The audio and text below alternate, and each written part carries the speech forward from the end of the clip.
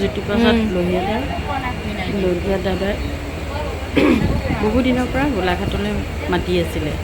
ময়ো ভাবি আছিলোঁ সময় সুবিধা পালে এবাৰ নিশ্চয় যাম, কাৰণ ইমান বয়স হৈছে দাদাৰ আৰু ইমান আগ্ৰহ সকলোতে, লিখা মেলা কিতাপ পত্ৰ মানে সকলোতে। মোৰ জীৱন দিগনা পঢ়ি থাকে তিনিদিনীয়া অগ্ৰদূতত আৰু খুব ভাল পায়, মোক উৎসাহিত কৰি থাকে আৰু গোটেইবিলাক ৰাখি থৈ দিছে, কৈছে যে মই কিতাপ এখন উলিয়াম। তেনে এজন মানুহৰ ওচৰলৈ মই নোযোৱাকৈ কেনেকৈ থাকোঁ বাৰু। তেখেতৰ পত্নীৰ শ্ৰাদ্ধ আছিলে বছৰেকীয়া, সেইকাৰণে ওলালোঁ আৰু ৰীতাকো লৈ ল'লোঁ। আমি দুয়োজনী ট্ৰেইনতে গুচি গ'লোঁ, লিডু ইণ্টাৰচিটিখনতে গ'লোঁ। ৰাতি 11:30 বজাত উঠিছোঁ। ৰাতিপুৱাৰ পৰিৱেশ সেয়া দেখিছেনে, ৰাতিপুৱা কি যে ধুনীয়া লাগিছে। মানে আমি ট্ৰেইনতেই এবাৰ গ'লোঁ, বাইহাটালৈকে বাবাই থৈ আহিলে, তাৰপৰা গৈ পেলাই এখন লিডু ইণ্টাৰচিটিত আহিলোঁ। কিন্তু তাতে অকণমান জংকত লাগিলে বাৰু। এবাৰ গ'লে 4 নম্বৰ প্লেটফৰ্মত ৰ'ব, এবাৰ গ'লে 7 নম্বৰত ৰ'ব, এনেকৈ কৰোঁতে আমাৰ কিছু দৌৰা-দৌৰি হ'ল। সেইটো অভিজ্ঞতা আছে বাৰু আগৰ পৰা। যি নহওক ৰাতিপুৱালৈ আমি গৈ থাকোঁতে বেয়াও লগা নাই। তাৰপিছত এই ৰাতিপুৱাৰ পৰিৱেশ, খেতি বাতিখিনি কি যে সুন্দৰ হৈছে আৰু ৰাতি হেঙুলি আভাই, ৰাতিপুৱাৰ হেঙুলি সূৰুজটোৱে মানে তাতে পৰি এটা সুকীয়া এটা মানে সৌন্দৰ্য দিছে, চাই ভাল লাগিছে। আৰু ৰাতিপুৱা মই সাৰ পোৱাটো স্বভাৱেই এটা। আৰু তাতে দাদাই মানে ফোন কৰিয়ে আছে, তহঁতে ফৰকাটিঙত নামিবি আৰু সৰুপথাৰ বৰপথাৰ এইবিলাক পালে সেইখিনি যোনখিনিতে পাওঁ সেইখিনিতে মানে ফোন কৰি দিবি, মই লৈ আহিম। আমি এনেকৈয়ে মানে গৈ আছোঁ আৰু চাইনবৰ্ডবিলাক পঢ়ি। এইটো ৰাস্তা দি মই আগতেও গৈছোঁ আৰু খুব ভাল লাগে। কিন্তু গোলাঘাটলৈ মানে তেখেতৰ ঘৰলৈ অহা নাছিলোঁ, যদিও আমাৰ মোনৰ ঘৰ। এবাৰ আহিছিলোঁ আমি, ট্ৰেইনত অহা নাছিলোঁ, বাছতে। গতিকে এয়া পাই গ'লোঁ আহি পেলাই ফৰকাটিং নামিছোঁ আমি। তাতে মানে দাদা কৈছে যে মই কিতাপ এখন জোকাৰি থাকিম, জানিবি আৰু, কাৰণ তোক মই দেখা নাই, মোকো তই দেখা নাই। কিন্তু যেতিয়া আহি আছিলে চিনিয়ে পালোঁ আৰু। এয়া দাদাৰ ল'ৰা নিহালে গাড়ী চলাইছে আৰু ইমান যে ভাল লাগে মানে পৰিয়ালটো সঁচাকৈ ভাল লাগিছে। নিহালক দেখিও ভাল লাগিছে। 5জনী ছোৱালী বিয়া দিছে, তেওঁলোক বিভিন্ন ঠাইত আছে, গুৱাহাটী, যোৰহাট, নগাঁও, তিনিচুকীয়া, ডিমাপুৰ এনেকৈ আছে আৰু সি নিহালে ঘৰত থাকে আৰু বোৱাৰী স্নেহা দাদাই ইয়াত কৈ গৈ আছে আমাৰ কথাবিলাক। এইযত ইমান অন্তৰ খোলা মানুহ, মানে ইমান পবিত্ৰ হৃদয়ৰ। এই বছৰীয়া শ্ৰাদ্ধটো আমাৰ অকল পইচা আহি গ'ল, যোৰহাট আহি গ'ল, নগাঁও আহি গ'ল, নাতি পুতি চব ভৰ্তি হৈ আছে, খালী হৈ যাব।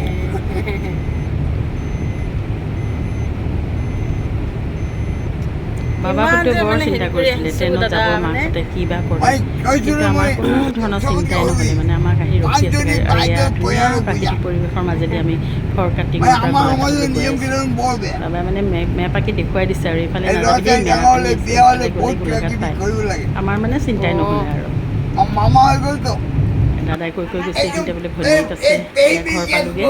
পাই আমি অকণমান দাদাক সম্ভাষণ জনালোঁ, কাৰণ আমাক ট্ৰেইনৰ পৰা নামোতেই দাদাই গামোচা পিন্ধাই মানে যিটো আশীৰ্বাদ দিলে, সেইখিনি ল'বলৈ নহ'লে অৱশ্যে ফটোখিনি। আৰু কেনেকৈনো লওঁ, মইহে ল'ব লাগিব আৰু। এনেই অলপ উখল মাখল লাগি গ'ল। ৰীতায়ো কিতাপ লৈ আহিছিলে, ময়ো লৈ আহিছিলোঁ, দিলোঁ তেনেকৈ ঘৰত। আৰু আমাৰ কাৰণে ৰুম মানে ৰেডিকৈ থৈয়ে দিছে বোৱাৰী। আৰু বোৱাৰী স্নেহায়ে আমাৰ ভিডিঅ'টো কৰি আছে তাৰমানে। তাই এইখিনি সময়ত মই তাইকে দিলোঁ আৰু, নহ'লে মই উঠিব নোৱাৰিম যে। এইটো দাদাৰ ঘৰ, এয়া দেউতাকৰ ফটো, তাৰপিছত পত্নীৰ ফটো এনেকৈ থৈ দিছে ধুনীয়াকৈ বন্ধাই। আৰু বিভিন্ন সময়ত সম্বৰ্ধনা জনাইছে, কাৰণ মানুহজনে তেওঁ লাইব্ৰেৰী এটা বনাই দিছে কলেজত, বহুত লাখ টকা খৰচ কৰি। আৰু বিভিন্ন ঠাইত মানে তেখেতে বহুত অৱদান আছে। আৰু দেউতাক মুক্তিযুঁজাৰো আছিলে। আমাৰ ৰীতাই এখন নিজৰ বৈ থোৱা গামোচা এখনো দিছে, বৰ ফূৰ্তি পাইছে। কিন্তু এইবিলাক বিভিন্ন সময়ত দিয়া পুৰস্কাৰ। আৰু ছোৱালীবিলাক আহিছে, ছোৱালী আহিছে, জোৱাইবিলাক আহিছে, নাতিনীৰে ভৰি আছে, ওপৰত তেওঁলোক আছে। আৰু এইখন ছোৱালী এজনীয়ে বোলে বনাইছে, কোনজনী ছোৱালী হ'ল বা গম নাপালোঁ আৰু। এইটো ৰুমতেই আমাক থকাৰ ব্যৱস্থাটো কৰি দিলে দাদাহঁতে, বোৱাৰীয়েকে। আৰু আমাক তাৰমানে বহুত কিতাপ দিছে, কৈছে যে তই আমাৰ দেউতাৰ নামতে এটা লাইব্ৰেৰী খুলি দিবি তহঁতে। ভালেই পালোঁ, এনেকুৱা মানুহনো ক'ত পোৱা যায়, খুজি থাকিলেও মানুহে নাপায়, নিদিয়ে। কিন্তু দাদাই আমাক নিজ ইচ্ছামতে মানে ইমান কিতাপ দিছে আৰু তেখেতৰ কিতাপৰে ব্যৱসায় প্ৰকাশকো হয় আৰু কিতাপৰ দোকানো আছে খুব আগ্ৰহ তাৰমানে অসমীয়া সাহিত্যৰ প্ৰতি তেখেত অকল মাৰোৱাৰী সম্প্ৰদায়ৰ যদিও খুব ধুনীয়া অসমীয়া কয় সকলোৱে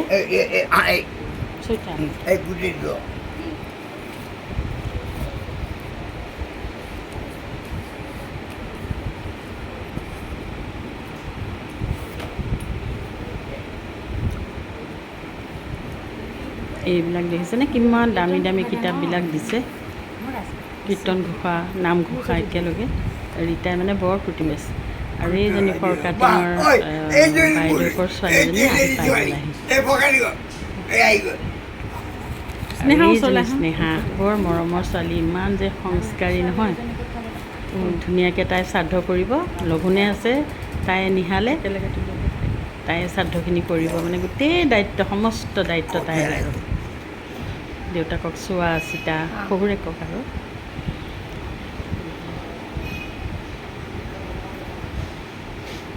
দাদাই যে মানে ইমান ফূৰ্তি পাইছে আমি যোৱাৰ কাৰণে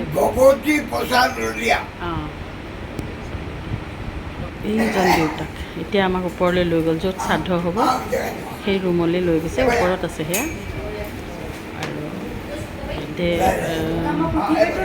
বামুণ আহি পাইছে আৰু এইজনী বায়েকৰ ছোৱালীজনী দেখুৱাইছিলোঁ আপোনালোকক বাৰু বামুণে আহি গোটেইখিনি যোগাৰ কৰি আছে ইয়াতে পূজা ইয়াতে হ'ব পূজাখিনি লৈ থওঁ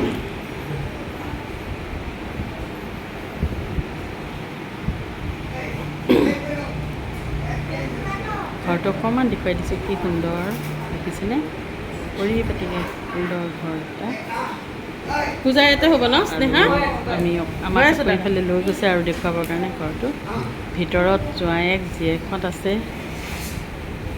কালিৰ পৰা সিহঁতৰ ফূৰ্তি আৰু গোটেইবিলাক লগ হৈছে নাতিনীবিলাকো আহিছে জোঁৱাই ইয়াতেহে দেখুৱাই দিলে জোঁৱায়েকহঁত আছে ইয়াতে উঠা নাই আৰু উঠিছে যদিও গা চা ধুই আকৌ আছে এইবোৰ নাতিনী আজিৰ যুগৰ আৰু তেওঁলোকৰতো ককাকৰ লগততো নিমিলিবই আৰু এইটো মন্দিৰ এইটো গোঁসাই ঘৰ সেইটো আমাক দেখুৱাই দিলে তো আগতে বোলে বেলেগ এটা ৰুম আছিলে এতিয়া গোঁসাই ঘৰ কৰিছে আৰু গোঁসাই ঘৰটো চালোঁ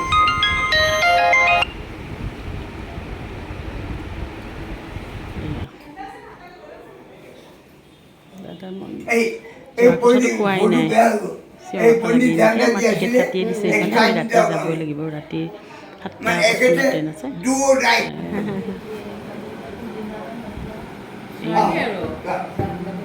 পূজাৰ কাম চলি আছে আৰু দাদাৰ মানে সিমান চিন্তাই নাই আৰু বোৱাৰীকে কৰি আছে ল'ৰাই কৰি আছে আমি অকণমান কৈছে যে আমি অকণমান ফুৰাই নিম দে তহঁতক আমি বোলো আপুনি চাদৰখন এৰি যাবনে একো নহয় পুতেক পুত্ৰ আছে বোৱাৰী আছে মোৰ কি চিন্তা ছোৱালীবিলাক আহিছে কৰি থাকিব লেঠা নাই আৰু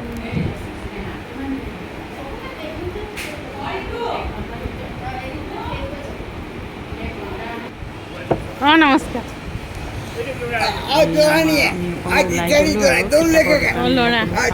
দাদাহঁতৰ ভাই ককাই গোটেইবিলাক ইয়াতেই থাকে একেলগে থাকে বেলেগ বেলেগ এটা বেলেগলৈ গৈছে কিন্তু যিবিলাক ভায়েকৰ ল'ৰা খুৰাকৰ ল'ৰা গোটেইবিলাক এইখিনিতে আৰু তেওঁলোকৰ দোকান আছে প্ৰত্যেকৰে দোকান আছে আৰু কিতাপৰ দোকান যে আছে এইটো মোৰ কি ভাল লাগিছে মানে কৈছে কিতাপৰ প্ৰতি ইমান আকৰ্ষিত সকলো আৰু আমাক ভাত সাজ খালোঁ আমি আচলতে তেওঁলোকে বহুত বেলেগ বেলেগ ব্যৱস্থা কৰিছে খোৱাৰ আমি আকৌ ভতুৱা মানুহ নে ভাত কেইটামানেই বনাই খালোঁ আৰু বনাই দিব ক'লোঁ বনাই দিলে আৰু এইবিলাক কিমান যে ফুল দিছে ন আজি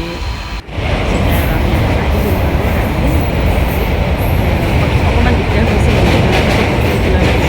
ইমান যে আৰু বেয়াও হৈছে তাতে এজনী ছোৱালী ক'লে বেংকত কাম কৰে আমি মানে দৌৰি দৌৰি আহিলোঁ আমাৰ বস্তু আছিলে একদম আগত আছিলে আমি মানে উঠিব নোৱাৰোঁ 2 মিনিট মাত্ৰ কিবাকৈ উঠি ল'লোঁ আৰু তাৰপিছত আহি আমি ফৰ কাটিঙত আহি আকৌ AC চেঞ্জ কৰি ল'লোঁ আৰু তাৰপিছতে যেন নহওক আহি খুব ধুনীয়াকৈ পালোঁ একে টোপনিতে সাৰ পাই গ'লোঁ আৰু গুৱাহাটীত